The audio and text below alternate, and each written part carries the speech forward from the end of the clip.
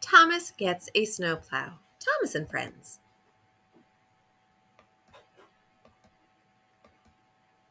Early one winter morning, Thomas rolled out of his shed to check the weather. It had snowed a little each day all week. It wasn't snowing just then, but the sky was gray and threatening. "Looks like we're going to have to get out your snowplow soon, Thomas," said his driver. Thomas was a really useful engine, but he did not like wearing a snowplow. "No," he said with a frown, "I'm fine just as I am. Besides, my branch line was clear yesterday. I don't need a snowplow. It's not even snowing."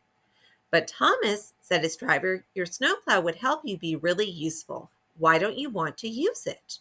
"Snowplows look silly," Thomas grumbled. "The other engines will laugh at me."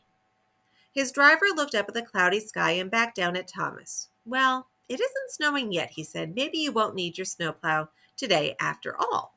But you haven't used it since last winter, and we need to make sure it's still in working order, so you're going to have to try it on." "All right," Thomas grumbled reluctantly. When he saw the snowplow, Thomas felt like steaming away. He really didn't want to put it on, but he had agreed, so with a few turns of a screw and a few twists of a bolt, Thomas had a snowplow attached to his front. "There now," said his driver, "it fits perfectly." Just then James and Henry pulled out of the shed and saw Thomas. "Ha! Look, Henry," said James. "Thomas is wearing a snowplow. It looks like a tin can." The two engines chuckled and chortled. "It's not even snowing. I wouldn't need a snowplow in this weather," Henry said.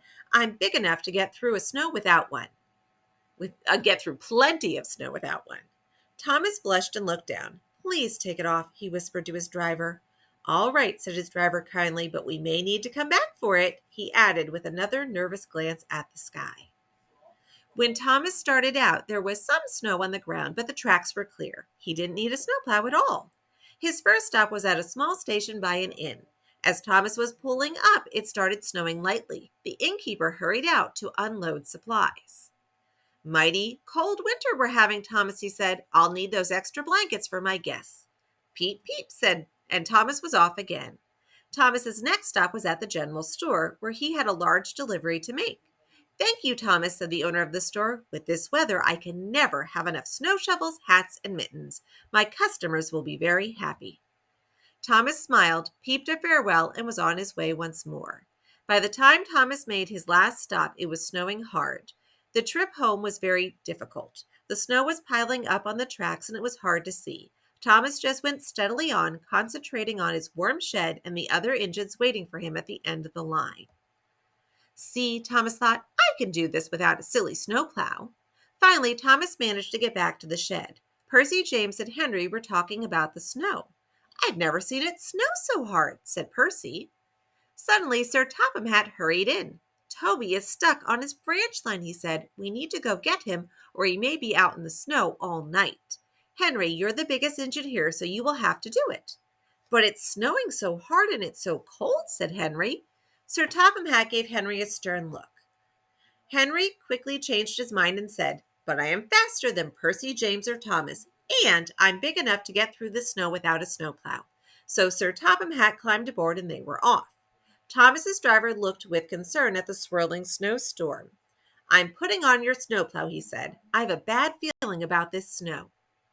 So with a few turns of a screw and a few twists of a bolt, Thomas had his snowplow on again.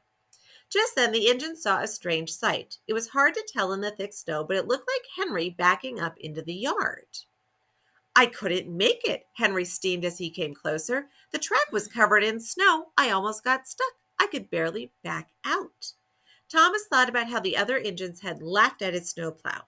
Then he thought about Toby having to stay out in the snow all night. "Sir, with my snowplow, I can do it," Thomas said. The snow was deep along the track, but that was no problem for Thomas's snowplow. It was still hard to see, but Thomas went slowly and carefully. Soon Thomas could tell that what looked like a mound of snow on the track ahead of him was actually Toby buried deep. "Peep, peep, Toby, I'm here to help you," called Thomas. Thomas crept past Toby and switched onto the same track. He carefully backed up to Toby. His driver jumped down and hooked them together. "Now pull," his driver called. Thomas pulled. He pulled as hard as he could. Slowly but surely, Toby began to move, and slowly but surely, Thomas pulled Toby through the snowstorm. "Thank you, Thomas," said Toby. I would have been out in the cold all night if it weren't for you and your snowplow. I wish a snowplow would fit over my cowcatcher." Sir Topham Hatt smiled and said, "Yes, Thomas, you are a really useful engine, and today you are a hero as well." Thomas beamed. For once he was happy to be wearing a snowplow. No one could see him blushing.